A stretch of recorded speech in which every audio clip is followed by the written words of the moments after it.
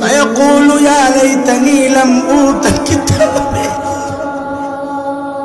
يا ليتها كانت القاضية ما أغنى عني مالية هلك عني سلطانية। চিৎকার করে শুধু কানবো, কিন্তু লাভ হবে না। আওয়াজ আসবে, আল্লাহ আযাবের ফেরেশতাদেরকে হুকুম করবেন, খুযুহু ফাগুল্লু সুম্মাল জাহিমা সাল্লু। ধর এগুলারে, ধর, বেরি পড়া, টেনে হেসড়িয়া জাহান্নামে ফালা। বলে কেমনে বানবে? আল্লাহ পরে বলতেছেন, সুম্মা ফি সিলসিলাতিন যারউহা ৭০ যিরাআন ফাসলুকু। ৭০ গজ লম্বা শেকল দিয়ে পেঁচায়া টানা হবে। হযরত আব্দুল্লাহ ইবনে আব্বাস বলেন রাদিয়াল্লাহু আনহুমা, হযরত আব্দুল্লাহ ইবনে আব্বাস বলেন ওই শেকল দিয়ে কেমনে পেঁচাবে? বলে শেকলের মাথাটা নাকের ছিদ্র দিয়া ঢুকায়া পায়খানা।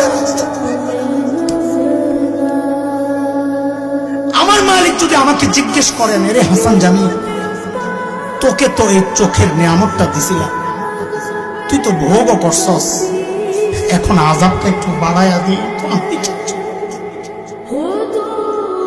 তোকে তো জবানের নিয়ামত দিছিলাম, তুই তো ভোগও করছস, এখন আযাবটা একটু বাড়ায়া দি, তো আমি কি জবাব দিব? ও যুবক, তুমি কি জবাব দিব? বাবা, আপনি কি জবাব দিব? কার কি পুঁজি আছে বলেন? আরে ভাই, আমার নাই বলে কাঁদতেছি, কার কি পুঁজি আছে?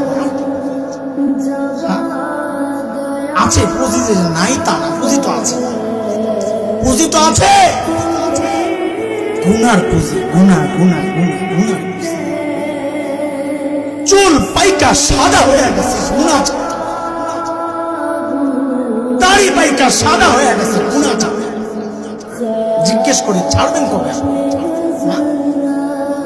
যুবক, তুমি ভাবতেছ আমি তো মরতে দেরি আছে। আরে মৃত্যু কাউকে বলে আসে? আরে কে জানে মজলিসে এমন কেউ বসা আছে যার খবর নাই, আর কাফনের কাপড় তো দোকানে চলে আসছে। কোন ভরসা এইভাবে জীবন যাপন করছো? কোন ভরসায়? ভাই, তোমাদেরকে বোঝানোর আমার আর কোনো ক্ষমতা নাই, আমি নিজেই অপরাধী। ভাই হিসাবে বলছি, তোমাদের পায়ে ধরে বলি, গুনাহ ছেড়ে দাও, গুনাহ ছেড়ে দাও। যদি বলো, আমি বলি তুই লাইন ধরে দাঁড়া, যুবক, তুই লাইন ধরে দাঁড়া, আমার সামনে আয়, তোর পাও